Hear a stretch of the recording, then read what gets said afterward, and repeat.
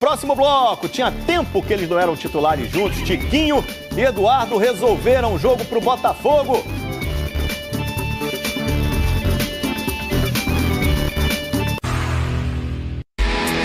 Eduardo e Tiquinho. É os dois que não gostam de falar, né, Tico? Mas a timidez não impede que esses dois se entendam muito bem. Eu e o Edu, a gente já se conhece bem, acho que 2 anos já que a gente tá junto. A gente tenta se entrosar ao máximo, conversar fora de campo também. Não tem sido uma temporada fácil para a dupla. Eduardo vem convivendo com lesões. Às vezes as coisas não saem da forma que a gente quer, mas a gente está sempre trabalhando, sempre dando a cara aí para fazer o melhor pro Botafogo. E Tiquinho perdeu o pai recentemente. Passei uns dias difíceis, ele que me motivou para voltar aqui pro Brasil, para voltar pro Botafogo, então essa vitória é para ele. Sem Júnior Santos, o principal artilheiro do time na temporada, Arthur Jorge resolveu apostar na dupla. Tiquinho e Eduardo não começavam uma partida juntos no time titular desde o dia 3 de abril contra o Júnior Barranquilla pela Libertadores. Sorte do Botafogo que eles estavam inspirados numa noite que começou difícil. Pouco mais de 5 minutos de jogo tinham passado quando o Elinho deu esse lindo passe para o Lucas Evangelista. A defesa alvinegra ficou para trás e diante dele só o goleiro John, que nada pôde fazer. Gol do Bragantino! Lucas Evangelista, aos 6 minutos de partida, tá abrindo o placar aqui no Newton Santos! Quando tudo parecia congestionado na defesa do Bragantino, um toque sutil do Tiquinho encontrou Eduardo, que abriu um espaço para empatar. Bateu bonito! Gol do Botafogo! Eduardo, camisa 33! Mas a gente tem essa sintonia mesmo, eu gosto de jogar com ele, jogador que faz bem a parede, inteligente. Danilo Barbosa também tentou fazer a parte dele sem o mesmo sucesso. Um Eduardo quase virou o jogo pro Botafogo ainda no primeiro tempo. O Eduardo Santos que quase fez contra. O problema foi na defesa quando o John saiu mal e não segurou o Juninho Capixaba, mas o Bastos apareceu na hora certinha para atrapalhar o Thiago Borges. Foi ali naquela mesma baliza no segundo tempo que a dupla se reencontrou. Com participação do Marlon Freitas, de novo toque do Tiquinho pro Eduardo. Golaço! 2 vezes ele, Eduardo 33! Pela terceira vez nessa temporada, o Eduardo fez 2 gols numa mesma partida. Nem as críticas nem os elogios me tiram do meu propósito. Sempre tenho feito o meu trabalho. E também foi a terceira vez no ano em que o Tiquinho deu 2 assistências no mesmo jogo.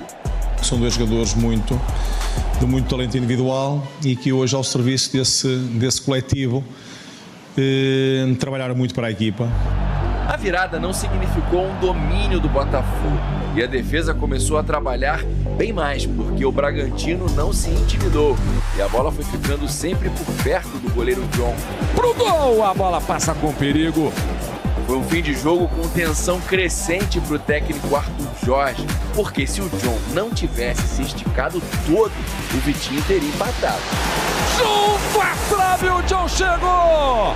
A bola entraria, não fosse a mão direita do John. Nem nos acréscimos ele teve sossego, porque o Lincoln deu um lindo passe pro Thalisson, mas o John mais uma vez deu um jeito e o Botafogo resistiu. Uma vitória que lhes cai bem por a forma como se entregaram e quando se entregam são difíceis de ser batidos. Ainda mais quando Eduardo e Tiquinho conseguem expressar o que sabem fazer com a bola sem a menor timidez. E é isso, que continue dando frutos pro Botafogo. Olha os frutos aqui. Briga pela liderança tá bonita, hein? Olha lá, Flamengo e Bahia com 24, Botafogo na frente do Palmeiras no saldo de gols, a 1 pontinho dos dois ali de cima. Rapaz, tudo igual, né? Um dos memes que circulam divertidíssimos na torcida do Botafogo é que o Eduardo não vinha jogando tão bem, né? Já faz um tempo que o Eduardo tá em baixa. E que foi só o nome do Thiago Almada aparecer no noticiário, o Eduardo passou a jogar que nem o Messi. Mas é... Uma barbaridade. Assim, obviamente é um meme, é uma brincadeira, mas é o tipo de coisa que não deixa de ser uma mensagem. Se você tá jogando, não deixa de você ser. Tá lá meio mal, aí anunciam que pra sua posição vão trazer alguém. O Messi, contrata o Messi. Ou o Almada, né, cara? Um campeão do mundo. Tá vindo um campeão do mundo aí. Tá vindo um campeão do mundo. Não joga, você acha que isso pode dar uma ativada? Claro que sim, é um alerta. Um alerta? É um alerta para todos, né? Que o Botafogo está contratando. É um meia rápido, ligeiro, armador, articulador. Pode jogar também um pouquinho mais retrasado de volante, porque tem o poder de desarme, de recuperação. Não é um meia aquele mais parado e tal. É um cara que vai dar versátil também, a gente vem falando disso.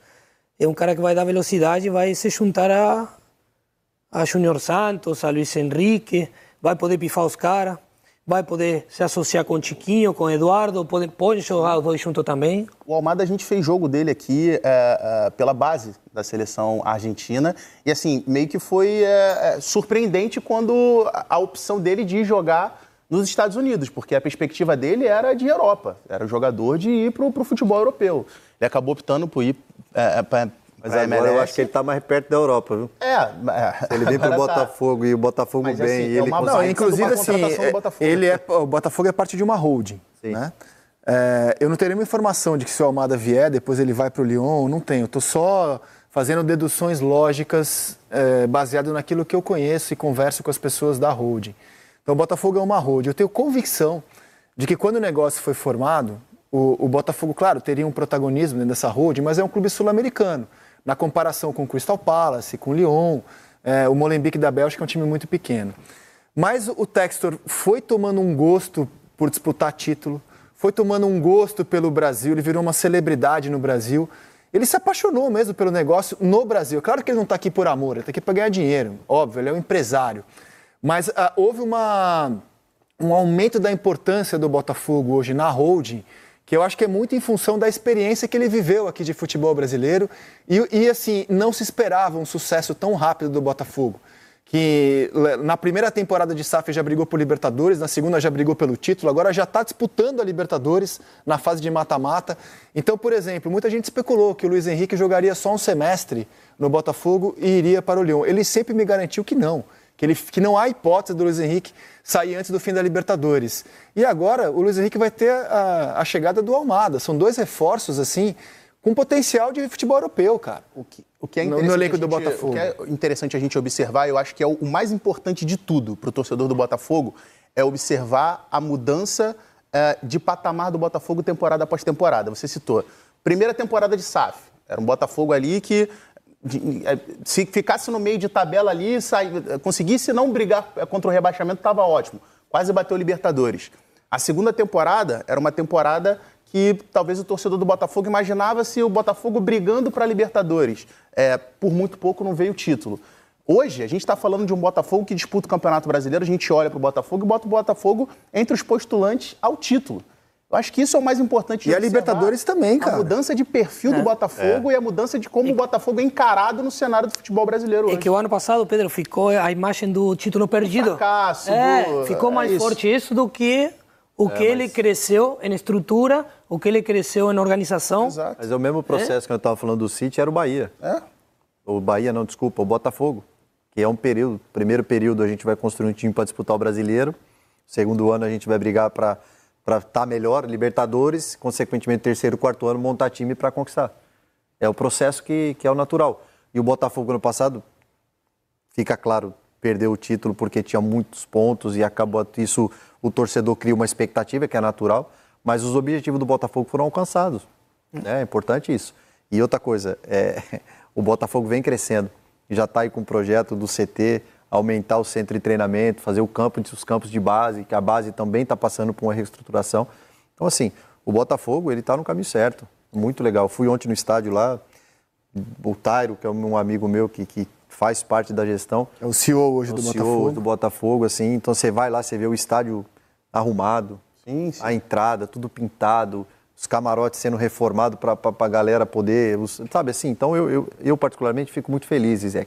E o Botafogo de desempenho vai melhorar, porque esses meninos que estão chegando, é negócio, Mas, assim, o Botafogo precisa de um jogador com essa característica. Cara, o Almada eu acho uma grande contratação da janela, cara. Se confirmar, uma grande contratação da janela. Eu acho que o que passa para o torcedor do Botafogo, que foi, acho que lá atrás, era uma preocupação do torcedor do Botafogo, por exemplo, quando o Jefinho saiu, era o que seria do Botafogo na saída de nomes importantes, o que o Botafogo faria. E hoje acho que está mais do que provado que na saída de nomes importantes o Botafogo vai buscar outros nomes importantes. Lá atrás saiu o Jefinho, o Botafogo está trazendo o Luiz Henrique, está trazendo o Almada agora. Se porventura, que pode acontecer, o Luiz Henrique pode arrebentar na Libertadores no Campeonato Brasileiro e acabar sendo negociado no final do ano. Mas eu não tenho dúvidas de que, caso perca o Luiz Henrique no final do ano, a movimentação que o Botafogo vai fazer é de buscar um outro jogador do mesmo patamar para fortalecer e qualificar o elenco.